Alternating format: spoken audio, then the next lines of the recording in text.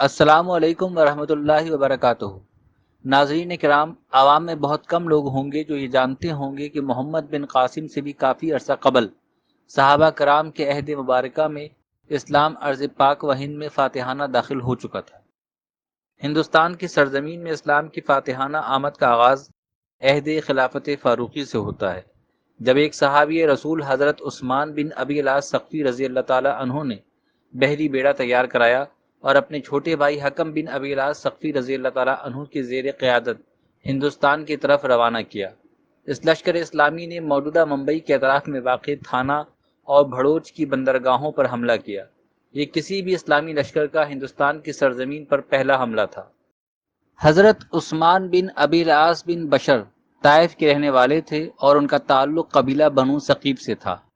9 ہجری میں 16-17 برس کی عمر میں بارگاہ رسالت صلی اللہ علیہ وسلم میں حاضر ہوئے اور اسلام قبول کیا۔ وہ کم عمری ہی سے نہایت ذہین تھے۔ حضرت ابو بکر صدیق رضی اللہ تعالی عنہ نے رسول اللہ صلی اللہ علیہ وسلم سے عرض کیا کہ میں نے اس لڑکے میں اسلام کو سمجھنے اور قرآن کو سیکھنے کی حرص دیکھی ہے۔ نبی کریم صلی اللہ علیہ وسلم نے انہیں طائف کا امیر مقرر کیا تھا۔ قاضی اطہر مبارک پوری نے اپنی کتاب اسلامی ہند کی عظمت رفتہ میں لکھا ہے کہ طائف میں کی امارت کی مدت 6 برس رہی، 1.5 برس عہد نبوت میں، 2.5 سال عہد صدیقی میں اور 2 سال عہد فاروقی میں۔ سن 15 ہجری میں انہیں سیدنا عمر فاروق رضی اللہ تعالی عنہ نے عمان اور بحرین کا والی مقرر کیا۔ اسی سال انہوں نے ایک بحری بیڑا تیار کرایا اور اپنے چھوٹے بھائی حضرت حکم بن ابی العاص کی زیر قیادت ہندوستان کی طرف روانہ کیا۔ اس لشکر اسلامی نے موجودہ ممبئی کے اطراف میں واقع تھانہ اور بھڑوچ کی بندرگاہوں پر حملہ کیا۔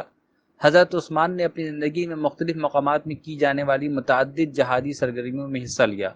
امام ابن حزم نے حضرت عثمان بن ابی العاص کا ذکر کرتے ہوئے لکھا ہے کہ انہوں نے فارس میں اور ہندوستان کے 3 شہروں میں جہاد کیا اور ان کی بہت سی فتوحات ہیں۔ مشہور روایات کے مطابق حضرت عثمان بن ابی العاص کی وفات 51 ہجری اور ایک روایت کے مطابق 50 یا 55 ہجری میں انہوں نے بصرہ میں وفات پائی۔ حضرت عثمان ثقفی کا ذکر صحابہ کرام رضی اللہ تعالیٰ علیہم اجمعین کے حالات میں لکھی گئی تقریباً تمام کتب میں ملتا ہے۔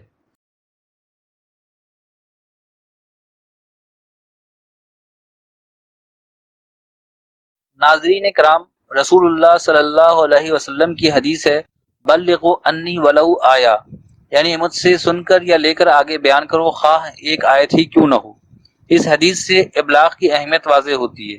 اگر آپ کو ہماری یہ ویڈیو پسند آئی ہو تو اچھائی کے اس سفر میں آپ حصہ لیجئے۔ اس ویڈیو کو لائک کیجئے، مختلف طریقوں سے زیادہ لوگوں سے شیئر کیجئے اور چینل کو سبسکرائب کیجئے تاکہ ہم اسی طرح آپ کے لیے ویڈیو بناتے رہیں۔